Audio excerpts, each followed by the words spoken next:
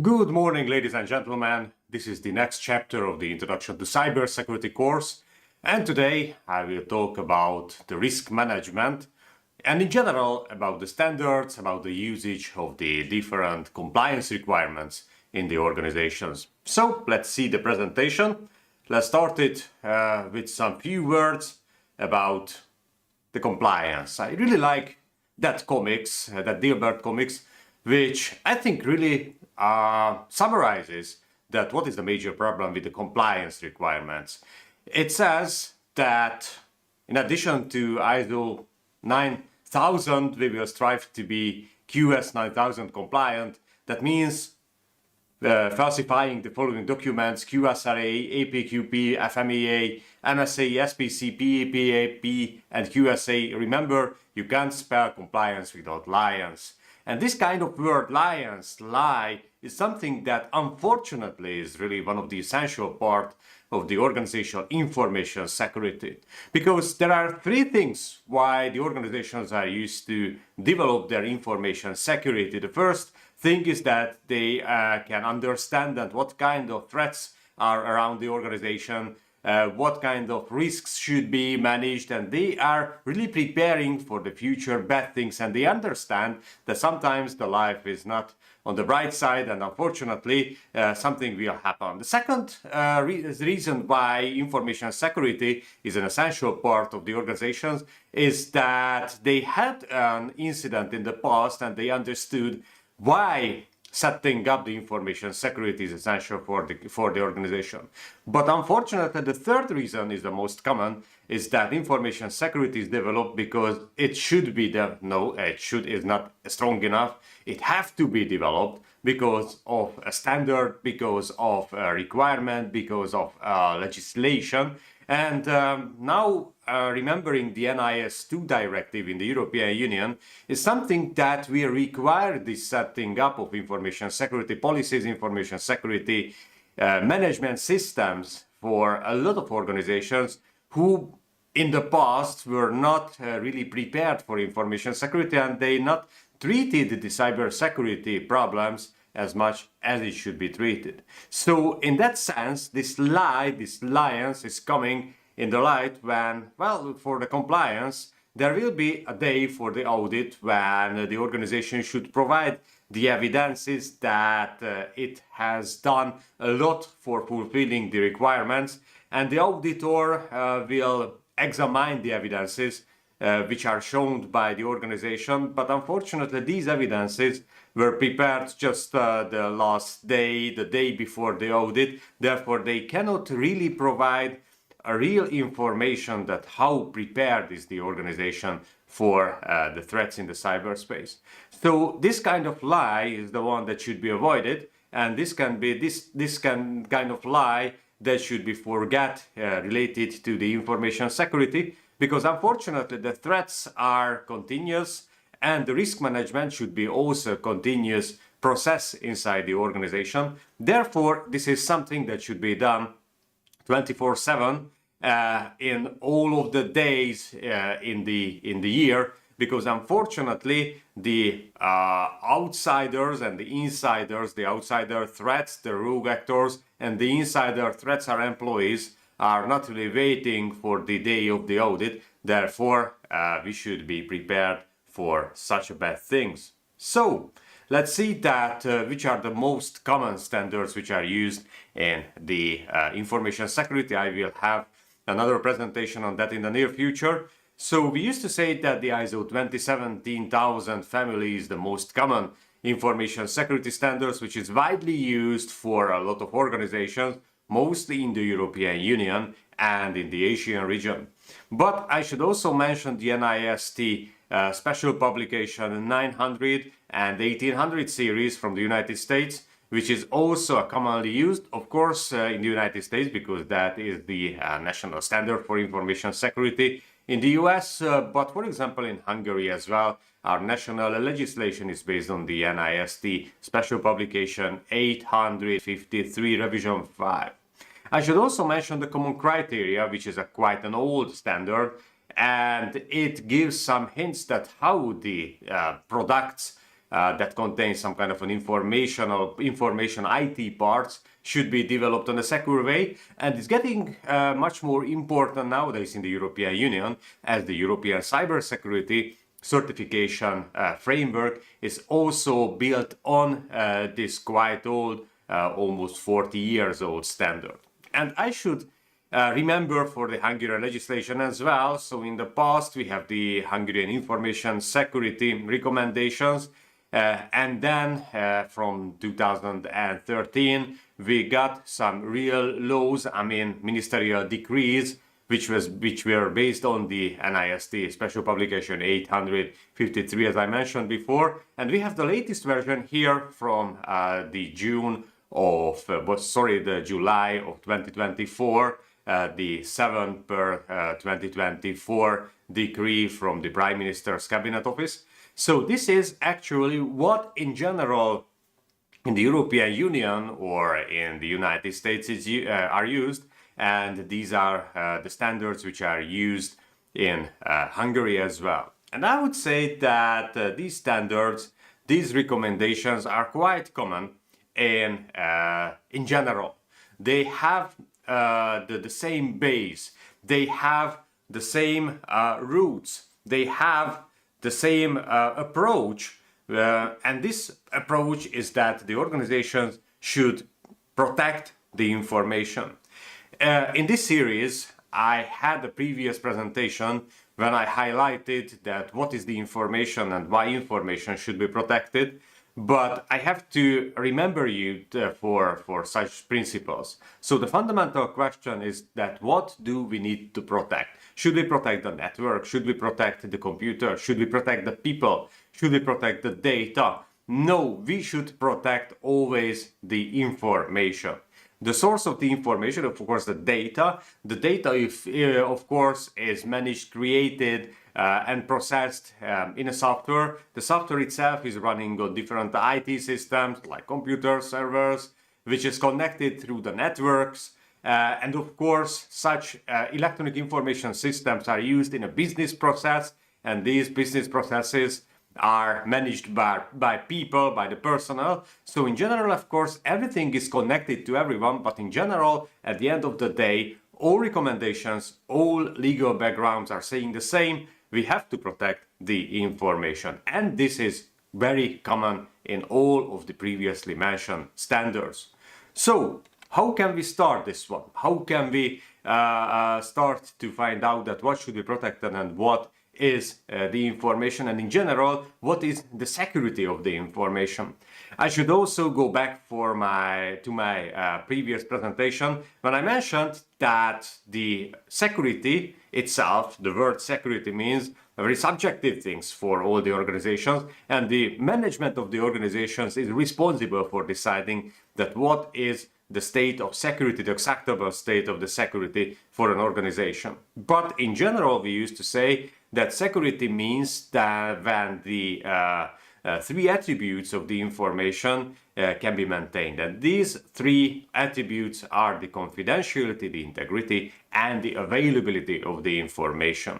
So these are the ones that we should protect throughout the so-called countermeasures inside the information security process. And there are some basic principles that how the CIA principle, how the confidentiality, integrity, and availability can be maintained. And the basic rule is used to say that we should not spend more on defense than the damage caused by some compromise of the information. So we should find the right balance, the cost-effective way of protecting these three attributes of the information. Keeping in mind that the protection should be comprehensive and it should cover the whole system itself, so not just some specific electronic information systems, but the whole IT infrastructure in a whole. It should be closed, so it should take account of all threats. And when I say all threats, it means that all relevant threats which are relevant for the organizations. It should be continuous, so it should follow the changes and it should be constantly implemented. This is when I said that it should be 24/7. That means that unfortunately the attackers are not sleeping, or they are just simply working in a different time zone. therefore, the information security management system should be maintained continuously, keeping in mind that everything is changing. And when I say everything is changing, it really means that just in 1 second from the previous secure state, a new vulnerability can be published, for example, and just in a few hours after the publication of a new vulnerability, a new exploit will appear on the internet. And just a few minutes after the new exploit on the internet, someone will start to discover the vulnerable points of the system and will try to exploit that kind of vulnerability and willing to get into our system. We should be prepared to make compromises. It means that we cannot provide 100% security, unfortunately. It would be very, very expensive. And of course, that 100% is the one that we will never reach. We will never reach because there are a lot of things that cannot be provided, that cannot be protected in a cost-effective way, or simply we don't have the right technical solutions to provide this kind of protection. And the protection should be uniformly strong, which means that the information security is like a chain, and just if one sew in the chain is not as strong as the other one, that will be the point when the incident will happen. So these are the basic principles. And we should build up our information security system that will protect the confidentiality, integrity, and availability of the information from different kind of countermeasures. These kind of countermeasures can be preventive actions. These are the actions that aims to prevent the incidents. These can be detective countermeasures, actions aimed at detecting the incidents, and these can be corrective countermeasures. These are the actions that are taken to remedy incidents after they have occurred. So it means that this PREDECO principle gives us a very wide space for finding out that what is the best fitting countermeasure in our information security system that can give you an answer, the best answer for a specific vulnerability, keeping in mind the principle of the cost effectiveness. So, how can we start? In a general process, we used to say that the information security management system is starting with the most basic step, which is the setting up the inventory of the assets. And then we will start a process which is called risk management, starting with the risk assessment and following with the risk treatment process. I think that it is a quite wide topic, so I will not cover everything because I don't have enough time in this lecture. But in a nutshell, I will sum up the risk management process. With the risk management process, we can give good answers for the already identified vulnerabilities and risks, of course. And in general, that is the basic of the countermeasures. So, as I mentioned, we should start with the inventory of the assets. What is an asset? The information is the asset. So we need to set up the information asset, the information inventory. But unfortunately, the information, by definition, is a way of a new knowledge, and the source of the information is the data. So in practice, we can set up a data inventory, but unfortunately, the data is managed on different IT systems. So that at the end of the day, we are setting up the inventory of the IT assets. But how can we know that what is an IT asset? That what we are using? We need to understand the business processes. So starting with setting up and identifying the business processes, we can move forward and we can set up an IT inventory, so we can see that what kind of hardware and what kind of software and what kind of other digital services are used by the organization. And from these IT inventory assets in the inventory, we can start to identify the data which is used by the organization and which should be protected, because this kind of data will be the source of the information which should be protected at the end of the day. If we have this asset inventory, whatever asset inventory are we talking about, we can do the next step, which is called vulnerability assessment. The vulnerability assessment is starting with the enumeration of the relevant threat factors. So we need to set up the so-called threat environment. We need to identify those threats which are coming from the outside or from the inside world, which means a lot of different threats. So a threat can be a disaster, a natural disaster. A threat can be a ransomware infection. A threat can be a DDoS. A threat can be, for example, the misuse of our computer assets. So a lot of different threats can be enumerated in that. But we should find out that from this huge set of threats which are relevant for our organizations. And from these relevant threats, we can move to the next step, and we can find out that these threats, how these threats are affecting our IT assets, how they have a negative effect on the IT assets which are in the inventories. So therefore, we should identify that how vulnerable is our IT environment for the threats that we've already identified. So in the identification of the vulnerable surfaces, the identification of the vulnerabilities is our next job, which will be followed with the risk assessment. In the risk assessment, knowing that what kind of vulnerabilities can be seen on our IT environment, we can estimate the probability of a successful attack and the extent of the damage caused to the asset as a result. So it's an estimation. It's, I would say, pure math, but we are very far from the exact mathematics.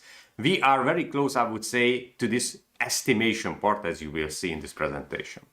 Then, if we have the risks, we can design and implement the countermeasures. The countermeasure, which can be various. It can be preventive, detective, corrective. It can be logical, physical, or administrative. So we have a wide set of potential countermeasures. So we should choose the right one, the best one. We should pick that one which is the most suitable for managing that risks. And if we have the risk managing countermeasure, we should operate it and control it, because it might be good when we choose that one, but we should constantly measure the success, the effectiveness of this countermeasure. And based on this reassessment, and keeping in mind that the risk management, like all the other information security processes, are continuous and they are following the Deming circle, which means plan, do, check, act, and it's circling around us. We need to re-evaluate the risk, reassess the risks to see whether these countermeasures are still effective. So how can we manage the risks? How can the risk management is implemented? First of all, we need to document it. We need to write down that what kind of methodology will be used, finding out whether we use qualitative or quantitative risk assessment. You will see that what is the difference in that, which are the acceptable and the unacceptable risks. You will see that what does it mean. And then we should identify the relevant threat vectors, and then we should identify the existing vulnerabilities which connected to these threat vectors. And then we should examine whether the actual IT security system is effective or not, and if it is effective, what is the effectiveness level of these information security, already existing information security countermeasures. And then, as we have this kind of information, we should estimate the frequency of a successful attack, and we should determine from this information that what is the risk level of a vulnerability. And if we have the level, we should find out that how should it be managed. We have 5 different options for that, as you will see later on this presentation. And based on the risk management decision, we should find out the right countermeasure in order to reduce the risk of this vulnerability. So let's start with the asset inventory. The asset inventory is the basis, not just the basis for the risk assessment, but this is also the base for the business continuity management, which will be covered in a later presentation. So the asset inventory is the base of everything. So we should see that what do we have, what kind of information do we have, and when I say what kind of information do we have, remember we are talking about the data and the IT assets and the business processes. In this inventory, this is a real inventory, we are collecting the data which is relevant for the information. We are naming this data, we are describing the data, we write down the owner of the data, because this data owner will make some further decisions, like for example the access control related business decision, and we are writing down the value of this data. We are also connecting this data to a process, to a business process which is using this data. And in this inventory, we are writing down the name, the description of this process, the activities, the exact transactions. In the past, you could see that why transaction is important for setting up the access decisions. We are writing down the character, the host of this process, the owner of the process, the critical periods and the value, which are essential information for business continuity management. And then we are writing down the application which is using the data in this specific process. We are writing down the name, the description, the characteristics, the owner, and the value of this application. Plus, we are also describing that what IT systems, what electronic IT information technology systems are using this application, which is required for running this application for the continuous operation. So this will be the base for the future steps, as we can start the vulnerability assessment from this information. We can also write down the risk analysis for such inventories, and in general it classifies the operational environment, and we can somehow describe the overall security level, knowing that what is the information what we should protect. But how can we set up the inventory? Through a lot of interviews. So in general, the information security manager, the information security expert is not familiar with the whole operation of the organization. So the information that how the organization is operated should be collected. And it can be collected through different various interviews. It can provide a very good picture on the overall operation of the organization. It can provide a very good overview that how the IT and how the data is used in the practice. Throughout the interview process, we can scope, we can provide a scope, or we can get a scoped information from a specific department or a specific business area. And we can find out that what kind of workflows are used inside the organizations. It's surprisingly low amount of organizations are aware from the strategic perspective that how they are working, and these workflows, these processes are in most of the organizations, especially at the SME sector, are not well written. Therefore, this process can also support the definition of the organizational operations as well. And if we have these workflows, we can evaluate the identified assets, and we can think together with the representatives of the workflows, of the processes, that what would happen if something goes wrong and these IT infrastructures are not operating as they should be operated. Oh, sorry. Okay. So, which are the most common questions in these interviews? First of all, what are the consequences if your data falls into the wrong hands? How much does it cost to restore data integrity? What damage is caused by an undetected incident? What are the consequences if the business process fails for an hour, a day, a week? So in general, together with the representatives of the business area, we can think on that what could go wrong. That is why the risk management and the first step of the risk management, the asset inventory, and the interviews for getting this information is quite useful for the whole organization, as together we can set up the negative scenarios. In general, the people doesn't really think on the negative scenarios, but the role of information security is to help to write down these negative scenarios, and by asking these and similar questions, we can have an information that what is the importance of the business process of a specific data or an IT system in general in the life of the organization. So, together with the representatives, we can have an idea that what would be the extent of the damage, what would be the impact of the damage if it is coming from the cyberspace. Okay, we have the asset inventory. We know that what could go wrong. I mean, we have the business side information. Let's focus on that what could go wrong in the IT. And the vulnerability assessment is the one that can help in that situation. So the purpose of the vulnerability assessment is to identify that how weak is our system.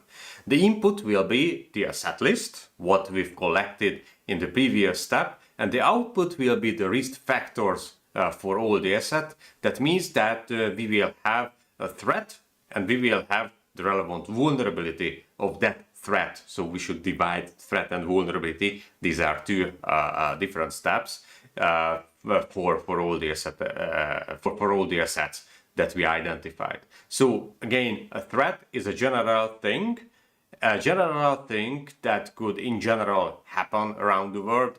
And hurricane can come, malware can come, but it does not necessarily has an effect on our organization. But if we are vulnerable, that means that we are working, for example, I don't know, in a wooden shack that will be destroyed by the hurricane, or if we don't have any antivirus software installed on the endpoints and our personnel is not aware with the threats of the malware, of course we are getting vulnerable for such threats. So we need to have these threat plus vulnerability pairs.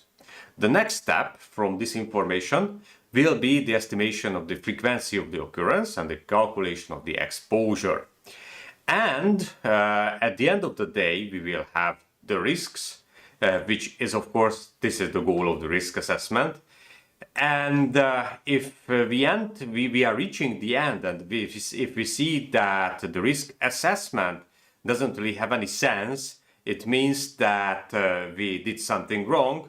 But if it is too detailed, for example, that is also not so good, because if the organization is not mature enough for managing such a long list of risks, of course, that doesn't mean that we can have a better information security system. So we need to keep the right balance. We need to have a right decision for how much risks will be chosen. And in that sense, we should also keep in mind that what is the maturity of our information security system, what is the maturity of our organizations, because we should pair this risk assessment process to the maturity of the organizations.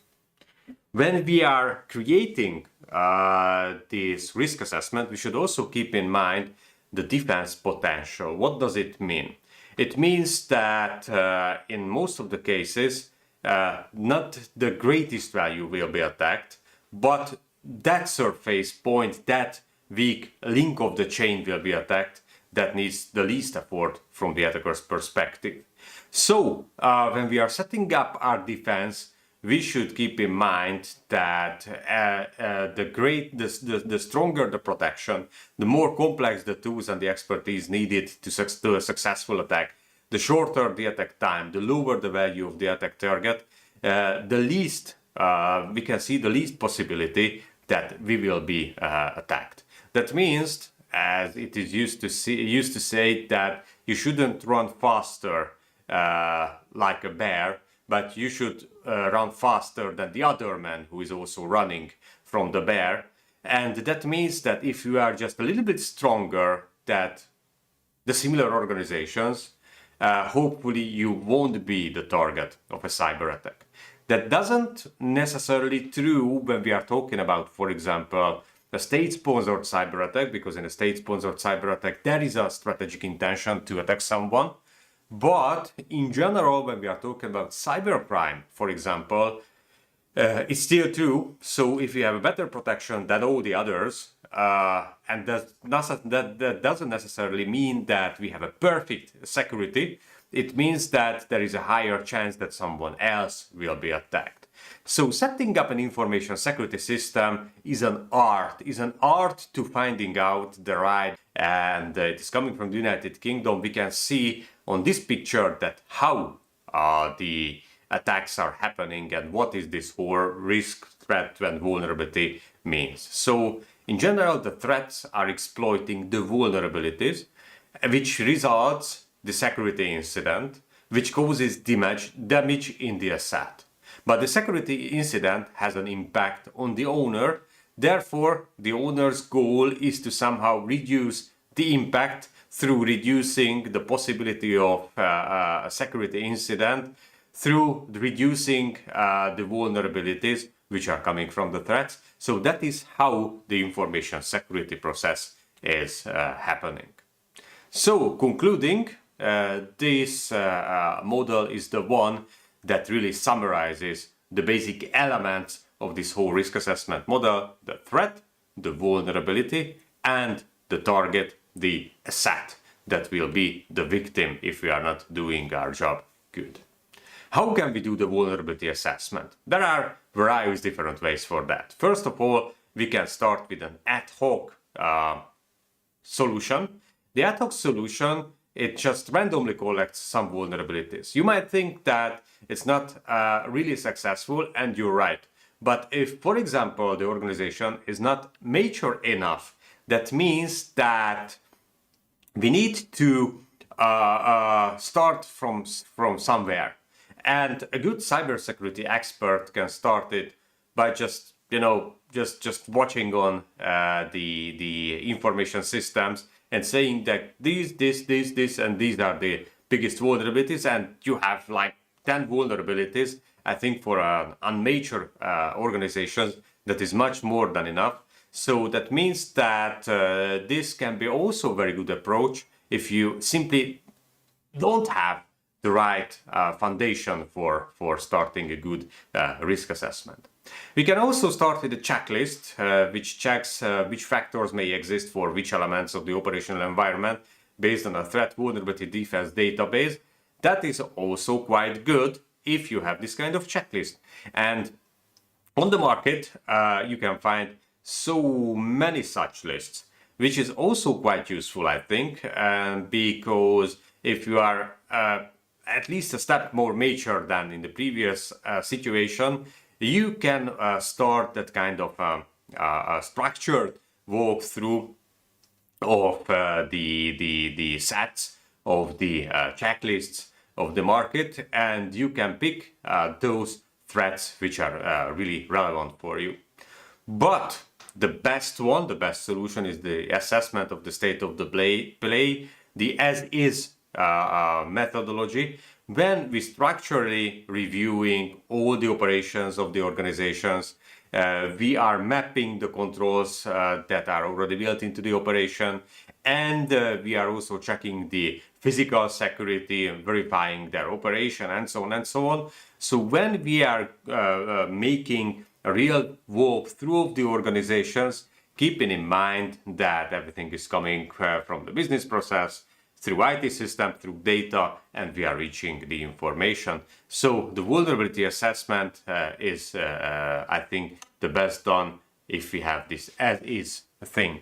But which are the tools of the technological ways of the vulnerability assessment? Well, we can start the external and internal vulnerability scanning. These vulnerability scanners will just check what is the actual update version of our system, of our software, and they can highlight that which already known vulnerabilities, so-called CVs, can be found in the organizations. We can also analyze the configuration of the operating system, the configuration of the software, And we can match these configuration levels to the proposed ones, which are called hardening guidelines. I will have a presentation for both the CVs, the vulnerabilities, and the hardening guidelines as well. We can analyze the security policy enforced by the perimeter security, or in more easier words, we can go through the firewall rules, checking whether they can be good or not. We can also analyze the network traffic. We could say that we are talking about the IDS, IPS intrusion detection system, intrusion prevention systems, or we can even go in the more depth of the network analysis. And we can also test the custom developed applications through pen testing, for example, checking whether it has some existing vulnerabilities. So ethical hacking will be also a topic throughout this presentation later on. In case of the infrastructure and physical security, we can test the vulnerability of the physical environment, and in that sense we shouldn't check the whole physical security, because that's another job, but we should test that what is a threat, what is a threatening thing for the IT infrastructure from the physical space. So we are focusing the IT infrastructure from the physical perspective. We can test the vulnerabilities of the physical environment through the access, like checking the live protection, the mechanical protection, the electronic protection, and we can check a lot of other things, which is a common element of the physical security, and we can see that what kind of threats are arising from the physical environment. Because we shouldn't forget that the IT, the cyberspace in general, are nothing else just endpoints. I mean, computers and laptops and smartphones and servers and network devices and so on and so on. So the physical world can have a negative impact for the whole physical environment as well. In case of the operational process analysis, we can test the processes for the vulnerabilities through interviews with the stakeholders. Because in general, the processes should or can also hold some kind of vulnerabilities.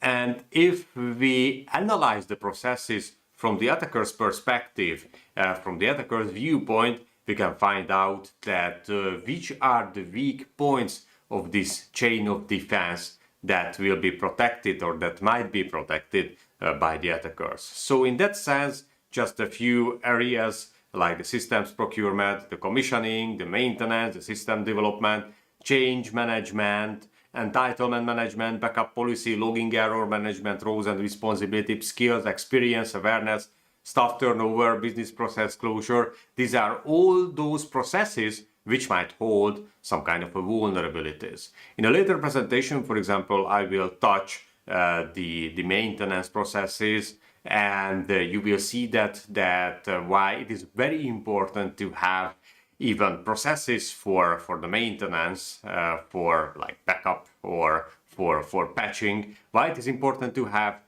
processes which are followed by the responsible people, because if it is not written, it is not something that has a drill inside the organizations,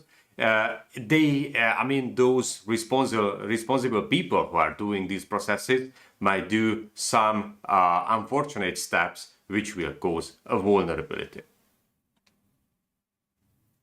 How can we assess? Well, degree of deviation from industry best practices. This is the best point, and that is why we have, for example, the ministerial decrees. That is why we have the different recommendations, the different standards, because, for example, the NIST SP 853 revision 5 is writing down that what should be reached throughout the security steps. What should be developed inside the organizations. And that is followed by the Hungarian legislation as well. So if I'm saying that I have, 20 different electronic information systems, and 10 from these electronic information systems are low level, 7 of them are medium level and 3 of them are high level, it means that from the NIST SP 853 Rev 5 and of course from the Hungarian ministerial decree, I have an idea that what kind of countermeasures should be written down. And from these countermeasures, from these requirements, I can just go back and I might have an idea that what kind of vulnerabilities might appear in that situation, what kind of vulnerabilities should be protected with those countermeasures that should be kept in mind. So the vulnerabilities are the ones which are driving us towards the next step for the risk assessment. So in the vulnerability assessment, we started from the asset inventory. And in the asset inventory, we had an idea that what is the environment when we are operating. What we have done, we examined the elements of the operating environment from an information security perspective, from 3 approaches: process, physical security, and the technical approach. And as a result, we have the real threat vectors, which are linked to specific elements in the asset inventory, in the operational environment. So we have the inventory, and we have the threat, and we have the vulnerability, where we can start the next step, the risk assessment. The risk assessment or the risk analysis, which objective is to support the decisions for the introduction of the cost-effective security measures. So with an ordered list of the risks, we can provide a decision we can provide an information for the decision makers to find out that what kind of countermeasures can be implemented in the organizations. As an input, we will use the asset inventory and the vulnerabilities. As an output, we will have this ordered list of the asset items, and this will be the next step, and we can move forward with this list because we can set up, we can build up the countermeasures from this asset list, from this risk list. So, as a first question, what is a risk? The risk, by definition, is a concept that expresses the potential negative effects on the asset. It means that it is the combination of the probability and the consequence, the damage of an event. So in a formal way, we used to say that we have this formal definition. So we have R as the risk, we have T as the threat, we have the P as the probability, and the D as the damage. And for all asset items, for all assets, we need to find out that what kind of threats, with what kind of probability, with what kind of damage will appear in the risk enumeration. I think it's much more easier to understand that approach if we are continuing analyzing the common criteria risk model, because on that picture you can see that the owner, from the owner perspective, that how risks are emerging. So for the owner, the asset has some kind of a value. The threat agent is wishing to abuse and or may damage the asset. Therefore, the owner imposes a countermeasure that reduces the risk, because the owner wishes to minimize the risks which is relevant to the asset. Because the threat agent gives rise to the threat, and the threat itself increases the risk. So the threat that can be counted to the asset should be somehow decreased through the risk management, because that is the owner's intention, that through the countermeasures, that risk should be on an acceptable level.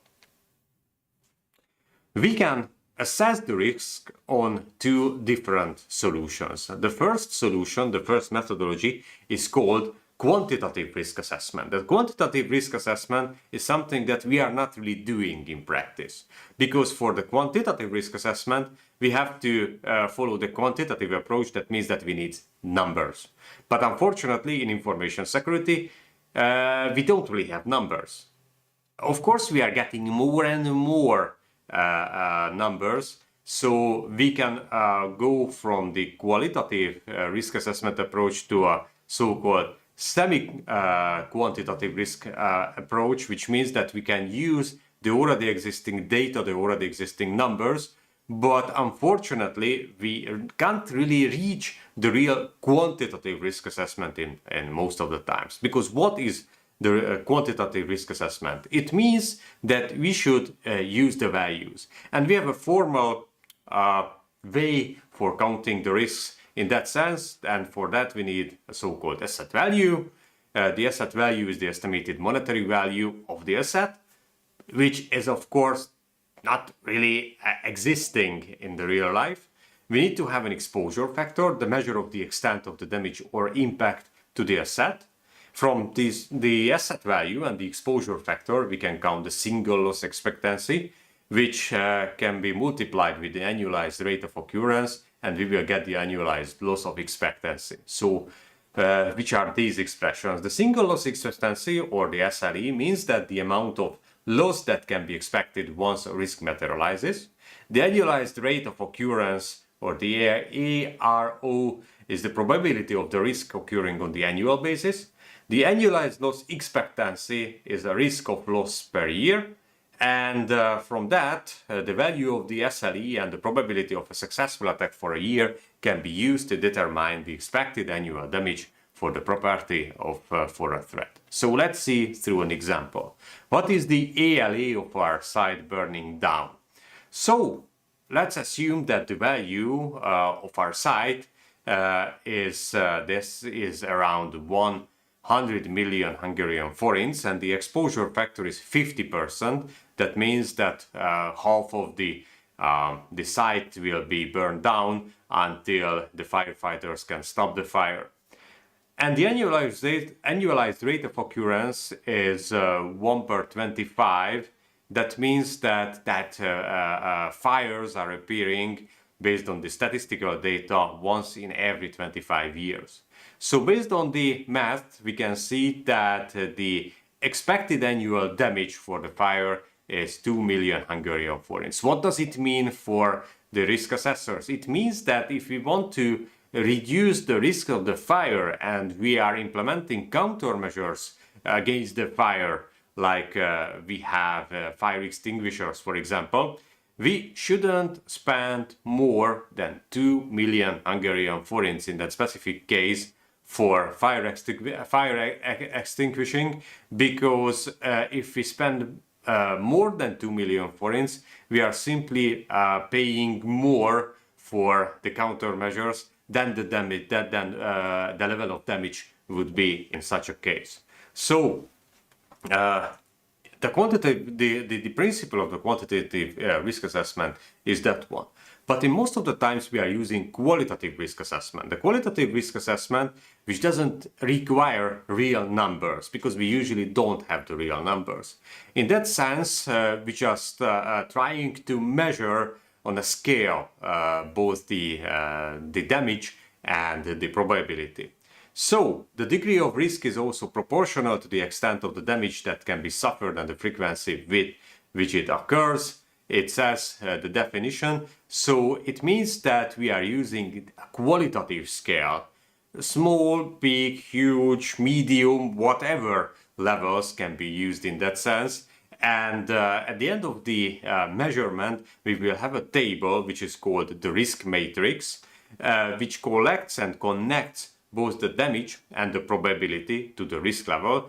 And as you will see, using that kind of approach, our life will be much more easier if we would use the quantitative or semi-quantitative approach.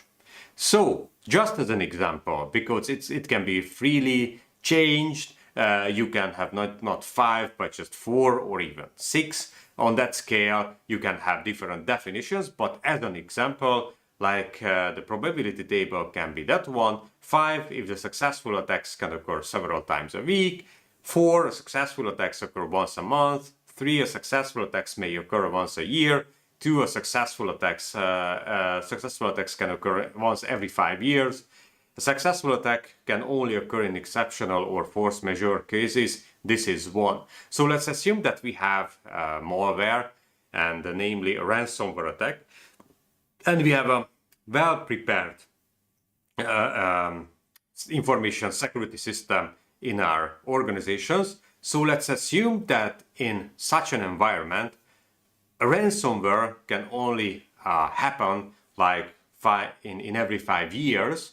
So in our case, in this example, the probability of a ransomware is just 2. But if, for example, we are running an information security system without the proper countermeasures, we don't have any, I would say, cybersecurity awareness in the personnel. I would say that the successful attacks occur once in a month, so it's quite common. So in a not prepared, not mature organizations, that level would be like 4. Okay, what is the consequence or what is the damage? The damage in this example, like 5, the total cessation of business, bankruptcy of the company or death. 4 would be temporary interruption of the business. 3 would be the breakdown in certain work processes. 2, significant damage not involving interruption of the work process. And 1 would be negligible damage. In the previous example, if we have a ransomware for a well-prepared mature organization, it would be, let's assume that maybe 2, a significant damage, maybe 4, breakdown in certain work processes. So let's assume that it happens and it has an effect. So let's say that it will be 2. But in case, for example, of an unprepared organization, this ransomware might be a temporary interruption of the business or a total cessation of the business, so 4 to 5. Okay. And we should develop somehow the levels of the risks. In this example, we might have a critical risk. It says that this is a huge risk, requires immediate intervention, and the medium-term solution to manage the risk must be found. A high-level risk can be high-level interim protection measure needed until short-term countermeasures is in place. Moderated can be a significant risk, short-term action required, and continuous monitoring to ensure that a shift towards high risk is identified as soon as possible. And low, a low risk, does not require immediate and short-term protective action, but needs continuous monitoring to detect a shift towards high risk. How these 3 qualitative scales can reach together? Through the risk matrix. The risk matrix is the one that is establishing the link between the possibility, the damage, and the risks, and connects the risks to the information as set. This can be used easily because just as you will see, just you can easily pick up that where are you now, what is the risk level, and from that risk matrix you can easily write down the ordered list of the risks, so the final results can be easily come from that one. And here you can see the example. So we have this risk example. You can see the likelihood, the probability from 1 to 5. You can see the consequence or the damage from 1 to 5. And you can see with different colors the different risk levels, seeing that there is which are the critical ones, which are the high ones, which are the medium ones, and which are the low ones. So I mentioned that we have a major organization, and for a major organization, the threat of ransomware means that as I said, the level is 2. In that sense, the likelihood unlikely to occur but could happen, and the minor, I would say we have a minor damage as well, treated by, okay, it's not medical, sorry, the example is a medical one, but it's also 2, so it might have some minor problems with the processes. So the risk itself is low, and there you can see a 5 for that. Because we are not just, in practice, we are not just using medium, high, or critical, but we are also writing in the result of the multiplication of the two numbers, 2 multiplied with 2. Here you can see 5, I wouldn't follow that one. I would recommend the multiplication. So I would say that the level of the risk assessment is 4 in that sense. But what is the situation in the other hand? I mentioned that the likelihood is 4, likely to occur frequently, and the result will be major or catastrophic. So you can see that the end result is high or even critical.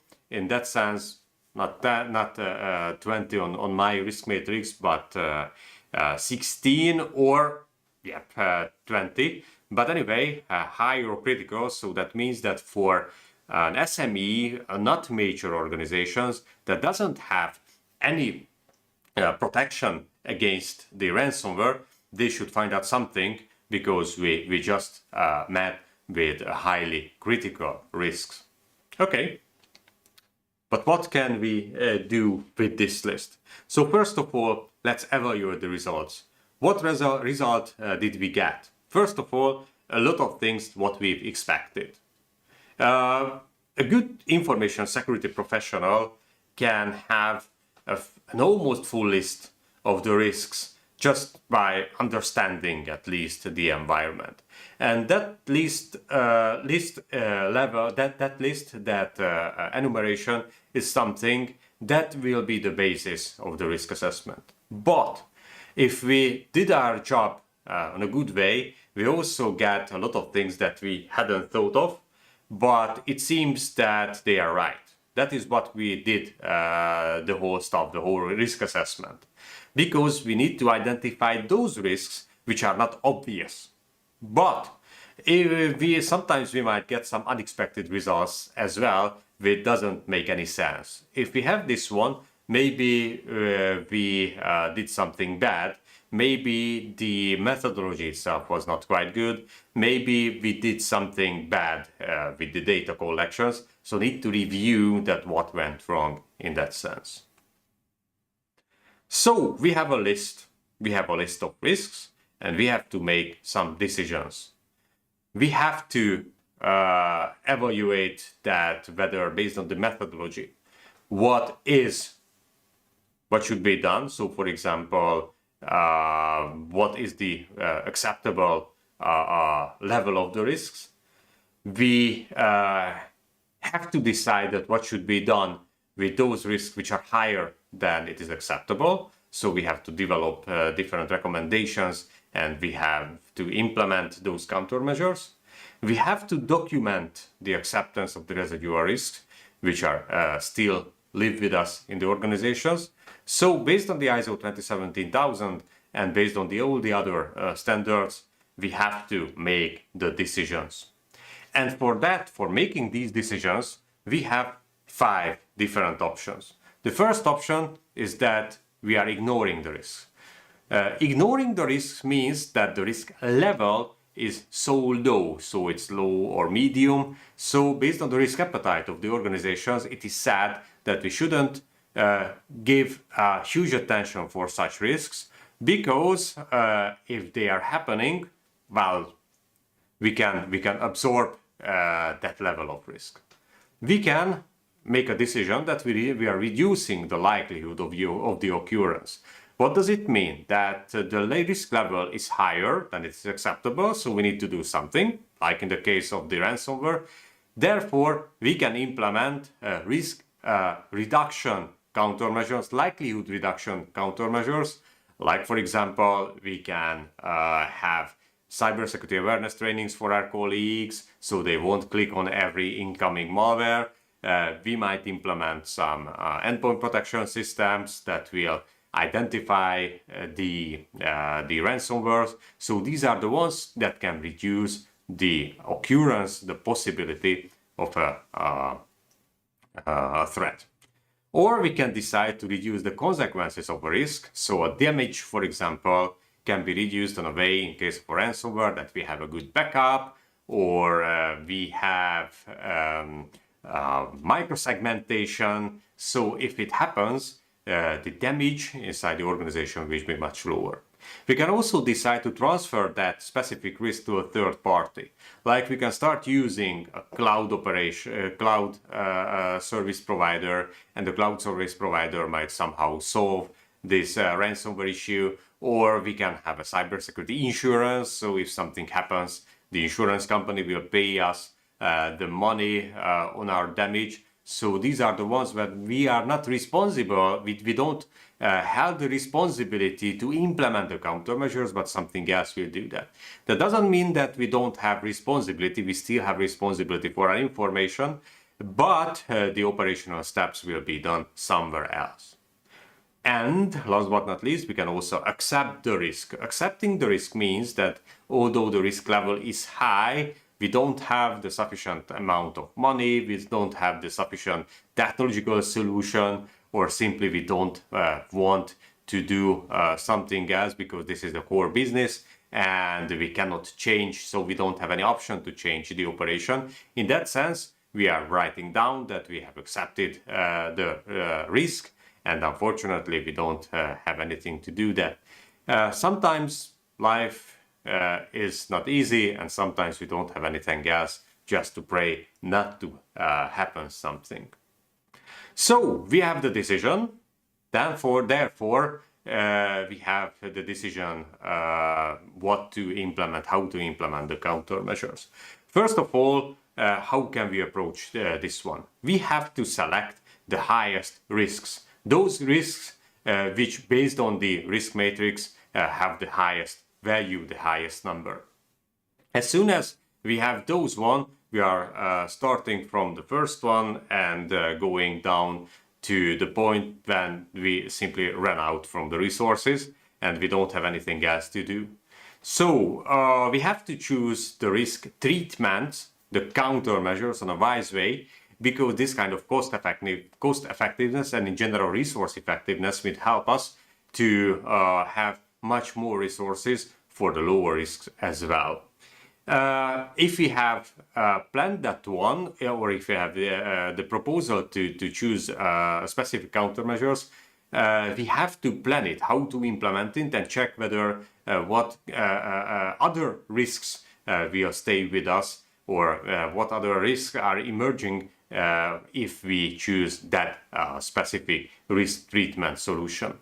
And if we have that decision, we have to, if we have recommendations, the business is three countermeasures, we have another decision points. So we can choose, for example, physical countermeasures. That means that this is the classic safety engineering. So we can implement, another cameras or fences or doors or UPSs or a lot of HVACs and so on and so on and so on. So we can have this decision that we can protect the IT environment, the information assets, through the physical security way.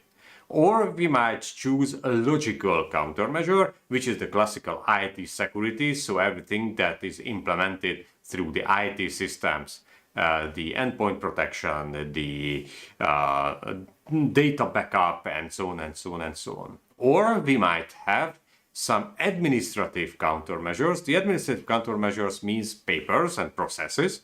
So we can write new policies, we can implement new processes that will help to provide a much higher level of defense that we had before. So that is why I mentioned that we have a very wide variety of countermeasures, because for example, we can choose a preventive logical cybersecurity solution like antivirus detection. We can have a detective logical solution like logging. We can have a preventive physical countermeasure like fences. We can have a detective physical countermeasure like camera surveillance. Or we can have corrective administrative step like the backup steps, for example. So we really have a wide variety of different countermeasures, and we have the freedom to choose the best one which fits best to the organization, to organizational resources and the organizational maturity. So in a nutshell, that was the summarization of the risk management process, which is quite basic, as we are already teaching that topic for our students at the Cybersecurity Master Program, International Cybersecurity Studies Master Program at the Ludwig University of Public Service, Hungary. I didn't want to go into more depth, but for those who have joined me throughout this morning session, maybe I could help to just get an overall feeling, an overall view of the risk assessment. So let's see whether you have any questions live, and just check the chat window. I think not yet, but if you have any, please feel free to ask. No, I don't see any questions. If you don't have, thank you very much for your attention. For those who have joined me and not my students, feel free to ask anything on the chat window later. I try to give you the answers. If you liked this online stream, you can support the next chapters as well, just clicking on the thank you button under my window and giving me a small amount for a coffee. For my students, thank you very much. If you have any questions, you can reach me via email if you want. And of course, we will have consultation later on, so you can ask me anything you want. I will get back with some further lectures later on next week and the later weeks until mid-December. So stay with us, subscribe to my channel if you want to get more cybersecurity related lectures and information. And again, thank you very much for your attention for today. See you later.